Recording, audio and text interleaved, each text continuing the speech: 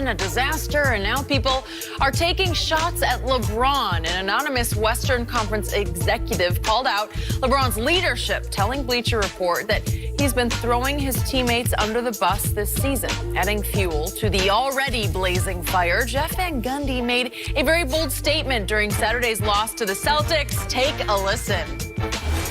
I think in the offseason, they have to rebuild this roster, right? And to me, it could be a trade for an Anthony Davis, or I think they need to explore trading LeBron for getting as much as they can. What are you doing? Seriously. No, seriously, what are you doing? You got to get on the right timeline. I'm going to say, if I could trade him for the Clippers into cap space, which would give me a better chance to get Durant or Kawhi Leonard, would I not do that? LeBron James is not getting traded, okay? You got to put everything on the table. No, you can't. What are we doing? All right, we are joined by FS1 NBA analyst Chris Broussard. Chris, good to have you back with us. Good to be back. Well, let's wait on that. Let's see what we haven't decided yet. I noticed there was one person not laughing while Van Gundy was going on, and that was you. Okay, do you think that the Lakers have even considered trading? Ravaged season. Not just for him, but for the whole team. When you, with a disjointed roster that you knew didn't fit him, why would you do that? Well, you didn't know it when you did it, or you wouldn't have done it. Right, but to give up that quickly. Yeah. And we forget he was the 4th seed. We're quickly forgetting that before the AD saga and the injuries hit. Okay. Right. And for all the talk of his demise, he's still 27. 8.5 boards, which matches his career high, and 8 assists a game on 51% shooting. I mean, for all the talk. Stop writing, Chris. I'm writing you. I keep writing the Lakers' record right now, 30 and 30. Over and over again. Just doing it like Jack Nicholson in The Shining. I can confirm You remember that. Jack Nicholson? Look, if he isn't, over again, 30 and 36. if he is no longer the best player in the world, he's still top 5. Easily. Okay. And so to think about trading LeBron at this point would be ridiculous. Let's say in the summer, if you get Anthony Davis, now you're straight. If you don't get Anthony Davis, but you get, say, a Jimmy Butler and maybe a Marcus Morris or somebody like that, and KD leaves the Golden State Warriors, which we all think he will, like now all of a sudden you're right there with anybody else in the West. Kimba, now you're throwing Kimba. I mean, you have so many options with LeBron. Because if you just get more players that fit his style of play, as we've known, now all of a sudden you're right there. And LeBron, look, you're going to certainly get a motivated LeBron next summer. He's going to come back over the summer. I bet you he is going to work his tail off. He hears all the talk. You mean on Space Jam 2 or on basketball? Hold on. What did Michael Jordan do when he filmed the original Space Jam? Well, he won some championships. But he worked his butt off that summer because that was the summer after they had lost to Orlando, right? Yeah. Okay. Hold on, wait a minute, Skip. Hold on, Skip. They had both won 3 at that point. Hold on, what you said? But wait, one guy was 3-0. Well, hold on, Skip. It's not your turn to talk. It's Chris. You said that in the process of filming Space Jams, the original, it was coming off a defeat in which the Orlando Magic, led by Shaq and Penny, put butts in the king. Is that what you're telling me? That's what I'm telling you. Because he'd been out for 2 years. No, I'm right that. Okay. But that's what I'm telling you. So, and you also may get a humbled LeBron. LeBron helped put this roster together. He's seen, you know what, that was the wrong thing to do. Yes. LeBron has been criticized. Defensively, if you watch the last week, he's hustled more defensively. I told you because the criticism has come, I think. Yes.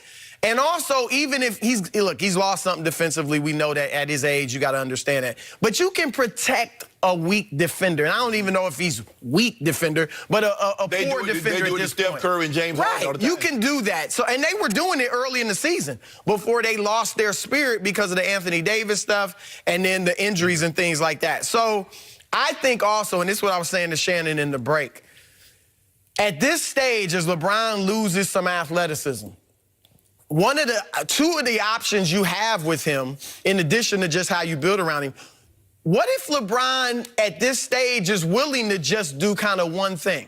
Be the point guard as you've always wanted him to be. And be like Magic and give you 22 points and 12 assists a game. Or just be a regular forward. When they played Boston, he was letting Caruso handle the ball. He was kind of playing more like a regular forward. I actually think even at this advanced stage of his career, if he just played a regular small forward, posted some, just was scoring. I agree. I think he could lead the league in scoring or challenge the league leaders in scoring and get you about 30 a night. He's still going to get 6, 7 assists just because that's who he is. So I just think you have some options. That would make it easier to fit players around LeBron if he's more of a one thing rather than doing it all. And that would take some toll off of him. Because having to do everything offensively is taxing. Especially after 16 years. Right. So to answer the question, no, there's no way they've even thought about it or would think about it. And they were not thinking about it. The only thing needed to be on this table is Jeff Van Gundy's head for spitting out some foolishness. Skip, let me ask you this question. Let's just say for the... Is it my turn? No, it's not your turn. Sorry. So this is one of those... You know what, Skip? Go ahead. No, I go. I want to go after you. I was on the edge of my seat. I gotta hear this. I gotta hear this. Ask me a question. I wanted you to tell me. No, I want you to go. I'll go after you. Go ahead. Go. All right, Skip. Floor is yours. Back to Magic Johnson. You say he's all in on LeBron, completely invested. Yep. I have not heard a peep from Magic Johnson these several weeks, right? Maybe you've talked to him, but I haven't, and I haven't heard him speak publicly one word. Am I right about that? Okay? You're all right. So is it fair to say, because this is my gut feeling, educated guess on Magic Johnson, I believe he's very disappointed in what he got from LeBron this year in many different ways, because we didn't see LeBron close early. There were 6 or 7 games early. He should have just said, get out of the way. I've got this. We're good to go. Get the kids out of the way. He takes over. He either parades to the free throw line or he just keeps attacking the basket and gets the game home. Or he makes a defensive play or two that gets the game home. I saw LeBron, and I believe Magic did too, who wasn't quite as engaged as I expected him to be. He got his wish. He came to Hollywood, and I expected connected with his teammates. It was like me and they. That's how it came across to me. And I don't think Magic loved that, because Magic's the ultimate leader of the group. He would take kids like a Byron Scott or whoever and mold them into what he needed to run Showtime's fast break. So from LeBron, I didn't see, you said he does everything on offense. And again, I love him playing point guard, but when they needed him to go full-on attack mode, as you call it, James Harden, he just didn't do it. No. We just didn't see it from him. Maybe he said, I don't need to do this, but it's like he just said, you kids do this too many times. And then on defense, he was disengaged too often for my taste. It just offends me, and I keep telling you at 34, Michael Jordan made first team all defense, and I just don't, it just offends me that he's better than that.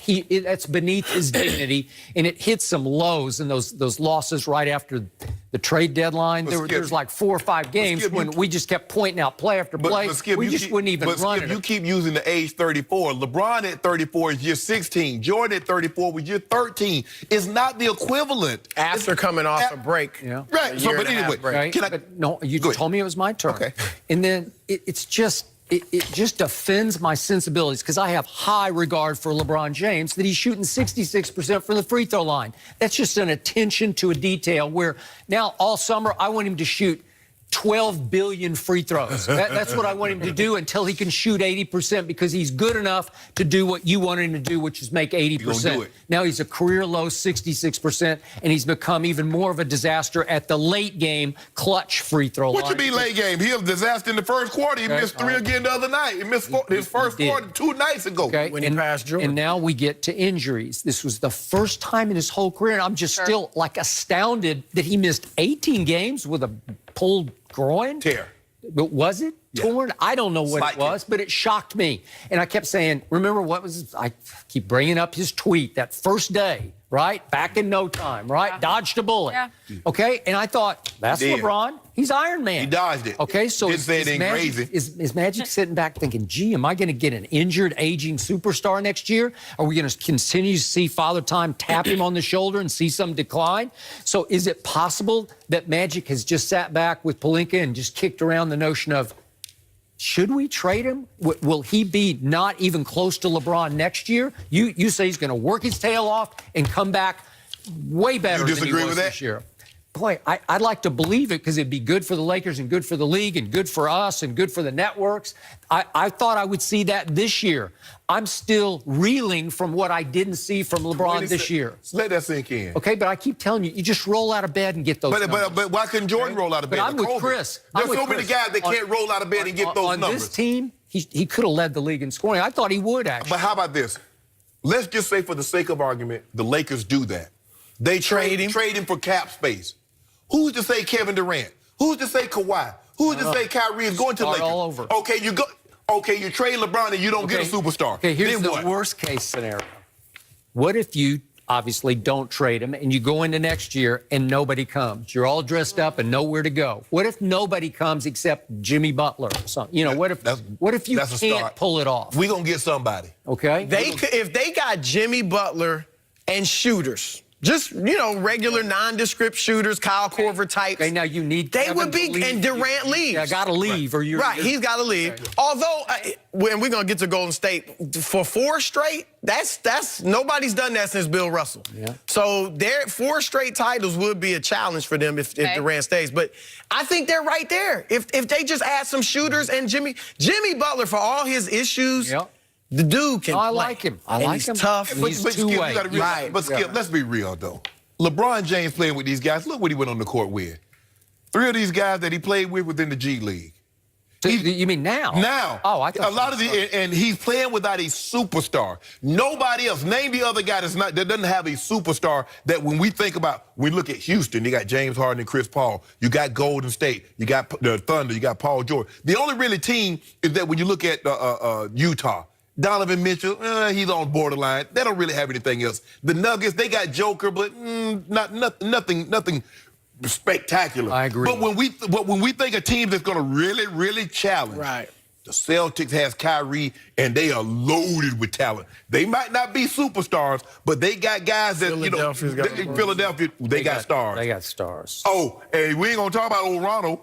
Old Toronto, even when Kawhi doesn't play, they give folk the business. And when he do, Kawhi lock folk down. They're better without him. And they don't. I can show you the numbers. I want you to show me nothing. I want you to show me nothing. I'll see just nothing show you got to show over there. Better winning percentage without. All I know is Toronto with Kawhi is better than the Spurs with DeRozan. No. That's what we know for certain. Wait, you mean the Spurs, who have the second best record in the West at home, and they're about to have the first? Unfortunately, they play 42 games on the road, and they got one of the worst road records, Skip. Well, But anyway, you know this. Broussard predicted they were going to catch the Spurs. Lakers would catch the LeBron is not going anywhere. You know you can't trade him. Here to stay? He's here to stay. All right. 27, 8, and 8. Guys, here's something we need to talk about.